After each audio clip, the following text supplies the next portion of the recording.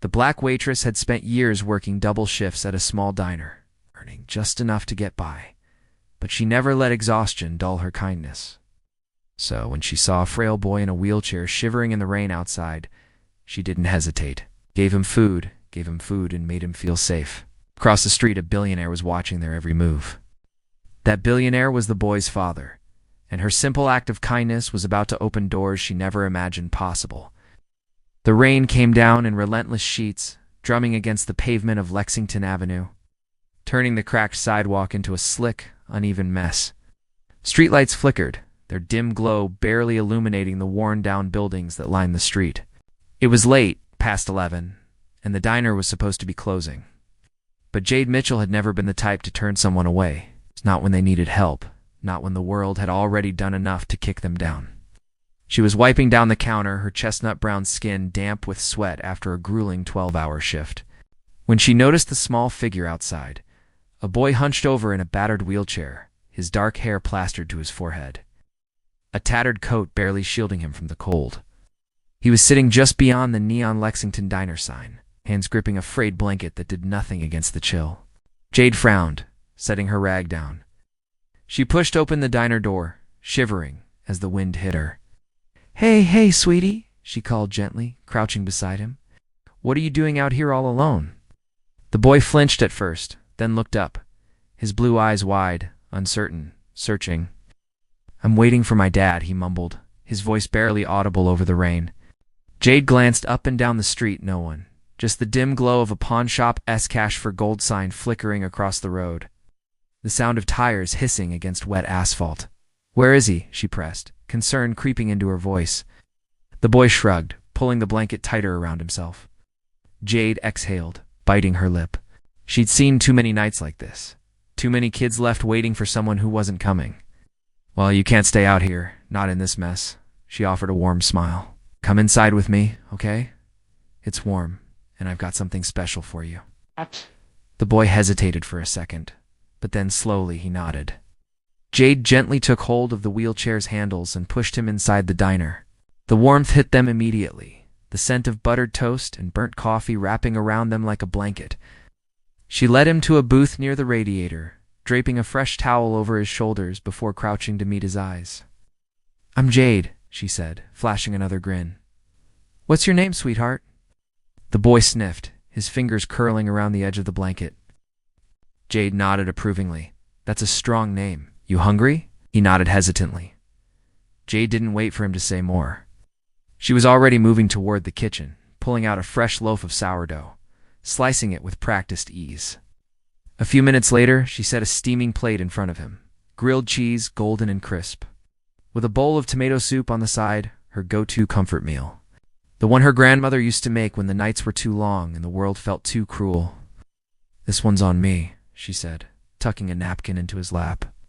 Ethan's blue eyes widened as he took his first bite, the cheese stretching in long, gooey strings. "This is the best thing I've ever had," he murmured, his voice laced with something close to wonder. Jade chuckled, watching as he devoured the sandwich. "Good food makes everything better," she said lightly. But inside she felt the familiar ache, the one that came when she saw someone so young, so small, already carrying the weight of the world. What she didn't know was that someone was watching across the street. A sleek black Bentley sat idle in the shadows, its tinted windows reflecting the diner's neon glow. Inside, Alexander Pierce sat in silence, his sharp gray eyes locked onto the scene unfolding before him. At 46, Alexander was a man who had built his empire on control, precision, ruthlessness. Holt Dynamics was the beating heart of Baltimore's tech industry. A billion-dollar machine that ran on efficiency, not sentiment, and Alexander, its CEO, had spent years ensuring that nothing, no person, no emotion, no weakness could interfere with that. Yet here he was, watching, listening, thinking. Ethan was his son, and that woman, that black waitress in a cheap apron in a rundown diner, was feeding his son for free. Alexander's jaw tightened.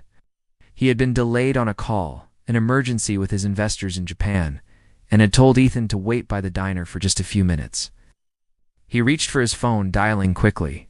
"Harper," he said when his assistant picked up. "Get down to Lexington Diner. No suits, no heels." I need you there in 20 minutes. There was a pause, sir. Alexander's grip on the phone tightened. Find out everything you can about the woman who just fed my son. Then he hung up. Inside the diner, Ethan was laughing for the first time all night, swinging his legs under the table, soup stains on his chin. Jade wiped it away with a napkin, shaking her head. Messy eater, huh? Across the street, Alexander watched, his expression unreadable, his mind already working, already calculating. Guess he didn't believe in kindness. He believed in debts, and whether she realized it or not. Jade Mitchell had just put him in hers. Jade wiped her hands on her apron, glancing toward the diner window as the rain kept falling, streaking down the glass in uneven trails. Ethan was finishing the last bite of his sandwich, his fingers warm now, no longer trembling. His face had lost that weary tightness, that guarded look that kids his age shouldn't have to wear. She felt a small swell of satisfaction. One more person, one more moment of kindness. That was enough for her. Then the door swung open. The cold air rushed in first, followed by a woman in jeans and a hoodie, blonde hair tucked beneath a faded O's cap.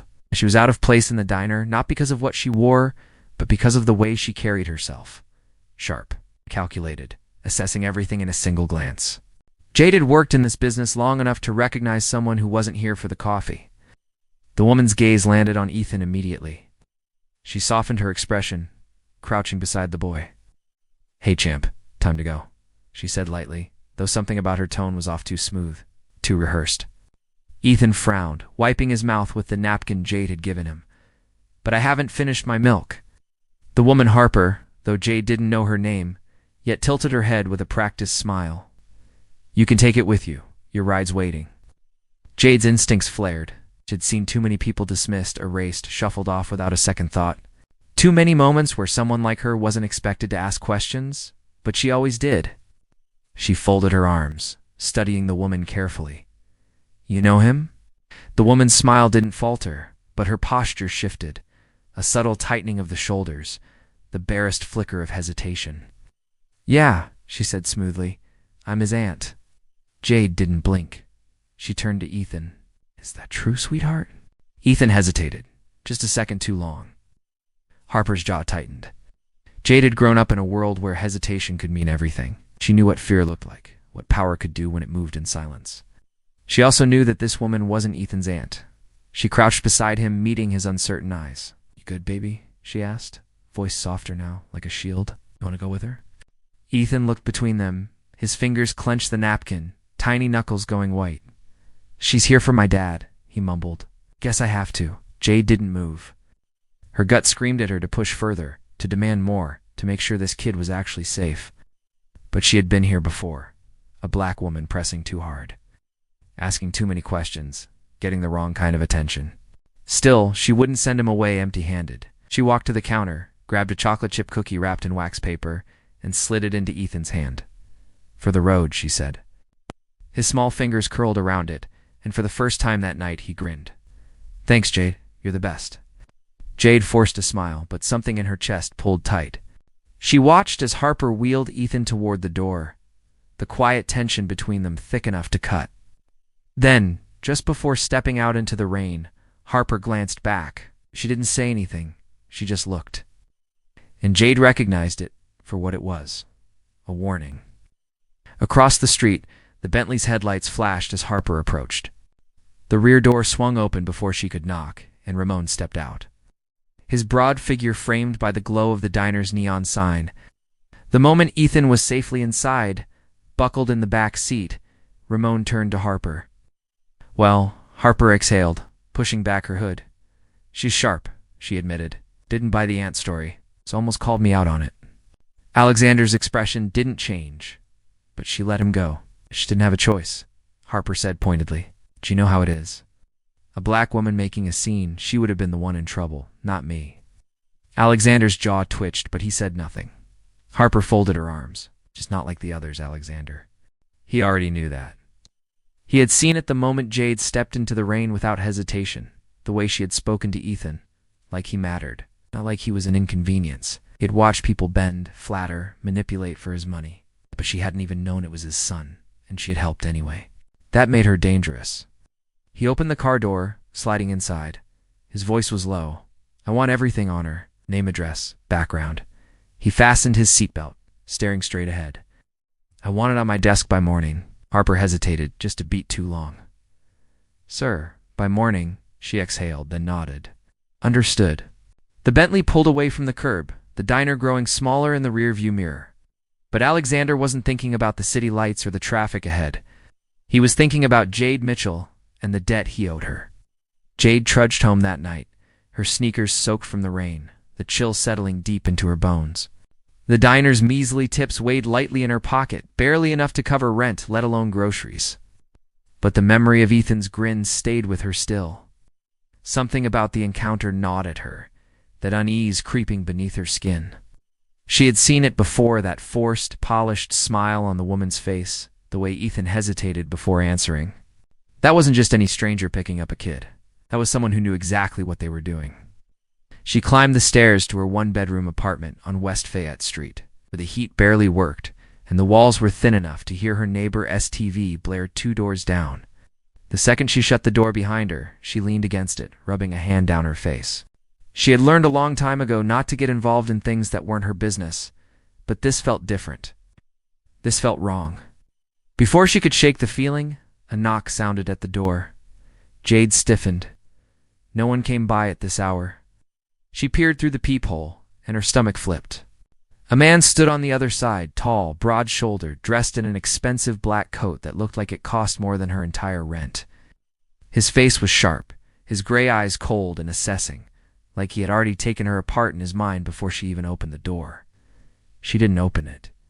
Who is it? Pause, then a voice. Deep, controlled, too controlled. Alexander Pierce.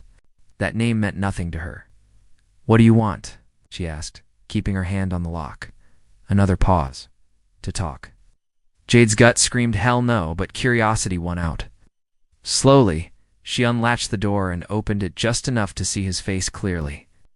He didn't belong in this building, in this part of the city, in her world. I don't know you, she said flatly.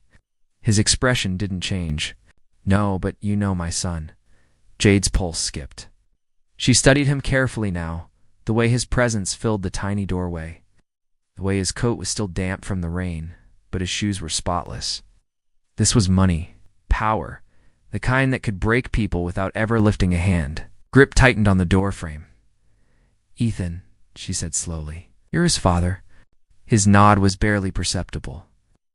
I was across the street last night. The chill that had settled in her bones turned sharp. You were watching. I was. Jade exhaled through her nose. So what, you here to complain that I fed your kid? No? Alexander's gaze flickered, unreadable. I'm here because I don't believe in charity, but I do believe in paying debts. And then, without waiting for her response, he pulled an envelope from his coat and placed it on her rickety kitchen table. Jade didn't move. Slowly, she glanced at the envelope. Thick, expensive, the kind of paper that had weight, the kind of paper that meant whatever was inside wasn't small. She swallowed. What is that? A job offer. Jade's brain stalled. She blinked up at him. A what? Alexander tilted his head slightly, as if gauging how much patience he was willing to grant her. A job at Holt Dynamics. 6 figures. Benefits, the works. Jade let out a sharp, incredulous laugh. You think I want to work for some rich white man who thinks handing out a check makes us even? Alexander didn't flinch. I don't think you want charity, Jade. That's why I'm not offering it. Her name in his mouth made something tighten in her chest. She folded her arms. You don't even know me. I know enough. His voice was steady, unshakable, like a man who never asked, only decided. I know you gave my son food without expecting anything in return. I know you didn't treat him like an inconvenience. I know that's rare. Jade swallowed hard, trying to ignore the way his words knocked something loose in her ribs. She looked back at the envelope, at the ridiculous weight of it sitting on her table. And what exactly would I be doing at Holt Dynamics, making coffee? Alexander's mouth twitched, something like amusement ghosting across his face before it vanished. No, you'd be working directly with me, handling negotiations, public relations. You're good with people. I need someone like that. Jade snorted. You don't need me. You've got a company full of Ivy League grads who de-slit each other's throats for a job like that. Alexander's expression finally shifted just slightly. That's exactly why I don't trust them.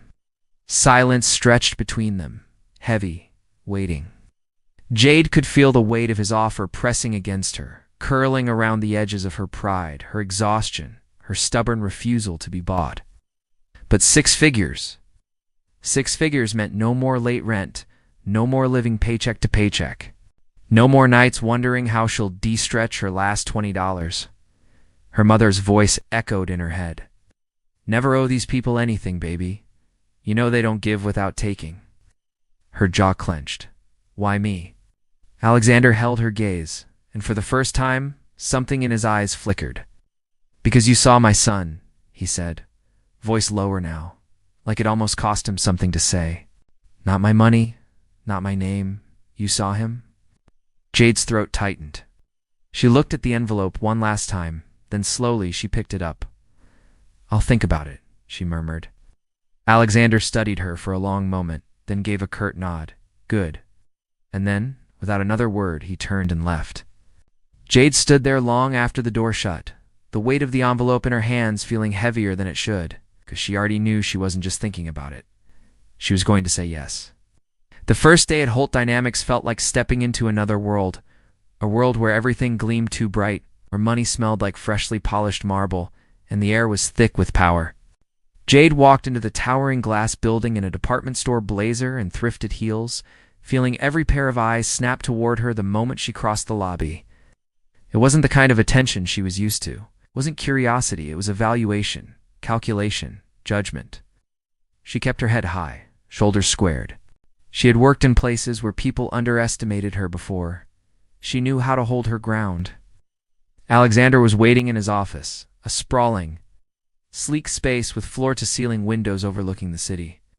A desk so pristine it looked more like an art piece than something actually used for work. He didn't look up when she walked in, just gestured toward the chair across from him. You're late? Jade arched a brow, sitting by 2 minutes. Alexander finally looked at her, gray eyes sharp. That's 2 minutes I don't get back. Jade exhaled, shaking her head. She'd barely been here 5 seconds, and he was already starting. Look, you want me here or not? He leaned back, studying her. That remains to be seen. Before she could fire back, the glass door opened and Harper walked in, a tablet in hand, her expression unreadable. Jade didn't miss the way the woman's gaze flickered over her, like she was assessing whether or not she belonged here. Miss Carter, Harper said smoothly. Welcome to Holt Dynamics. Jade met her gaze head-on, a slow smile curling her lips. Oh, we're doing last names, all right. Good to see you again, Ms. Winters. Something in Harper's eyes flickered just for a second, before she turned her attention back to Alexander. I've prepared the reports for the upcoming negotiations with the Orion Group. She handed him the tablet, barely sparing Jade another glance. Would you like me to brief her on company protocols? Alexander didn't even look up. No, I will. Jade wasn't sure if that was a good thing or a warning. Harper only nodded, but before she left, she hesitated just slightly at the door, glancing back at Jade once more. Good luck, she murmured. Jade tilted her head. The way she said it didn't sound like encouragement. It sounded like a warning. She didn't have much time to think about it before Alexander was already diving into work. No small talk, no settling in. He pulled up a file, sliding it across the table. Orion Group? He said. They want to push through a contract that would cut labor costs by outsourcing jobs overseas. That means layoffs. Thousands. Jade skimmed the file, her stomach turning. And you want me to what? Convince them not to? Alexander's gaze didn't waver. I want you to do what you do best. Read people. Jade sat back, crossing her arms. So let me get this straight. You brought me in because you think I can, what, charm my way into getting these billionaires to grow a conscience? Alexander didn't blink. No, I brought you in because I think you understand something they don't. Jade narrowed her eyes. And what's that? He leaned forward slightly. That people who have nothing to lose fight the hardest. The words hit something deep in her ribs, something unspoken but true. She stared at him for a long moment, then exhaled, shaking her head. You know, you talk in riddles a lot for someone who runs a tech empire. For the first time, the corner of his mouth twitched, almost a smile, but not quite. And then, just like that, The moment passed. Jade rolled her eyes but didn't argue. She had a job to do. The conference room was colder than the rest of the building. All steel and glass, like it had been designed to make people uncomfortable. Jade sat beside Alexander at the long mahogany table, facing 3 men in tailored suits, each one radiating the kind of confidence that came from knowing they could buy and sell entire lives with a single stroke of a pen. The leader of the group, Philip Langford, 60, white hair slicked back like old money. Arrogance was a birthright, barely even looked at her. Jade had dealt with men like him before, the ones who only saw value in people who looked like them. She didn't let it show. Alexander opened the conversation, cutting straight to the point. You want to move production to Taiwan? You say it'll save costs? Increase efficiency? He paused. I say it'll destroy a workforce that built this company, infrastructure for over a decade. Langford gave a slow, thin-lipped smile, the kind that didn't reach his eyes. You misunderstand, Alexander. It's not personal. It's just business. Jade's fingers curled beneath the table. Not personal? She had heard that phrase too many times in her life, when her landlord raised rent overnight because developers wanted to revitalize the neighborhood. When her mother lost her job at the textile plant because they found cheaper labor overseas. When companies like this shut down communities and called it strategy. She smiled, but there was steel in it.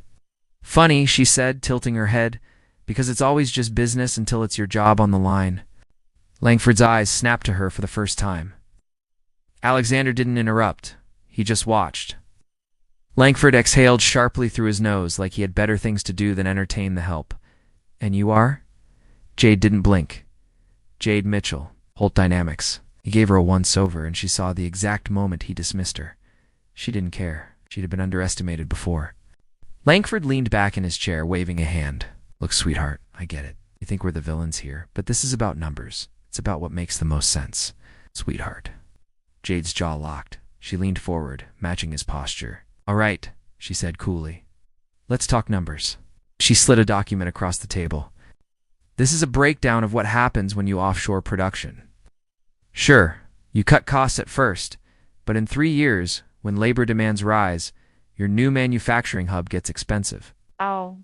You'll spend millions restructuring, rehiring, dealing with PR disasters when the headlines read, American workers betrayed for profit. She tapped the paper. That's not a guess. That's market analysis. Langford glanced at the file but didn't touch it. Jade held his gaze, didn't blink, didn't flinch. You can make the smart choice now, she said, voice calm, deadly. Or you can explain to your investors why your short-term gains just cost them their long-term returns. Silence. Then finally Langford exhaled, picked up the paper, scanned it. Alexander didn't smile, but Jade could feel the shift in the room.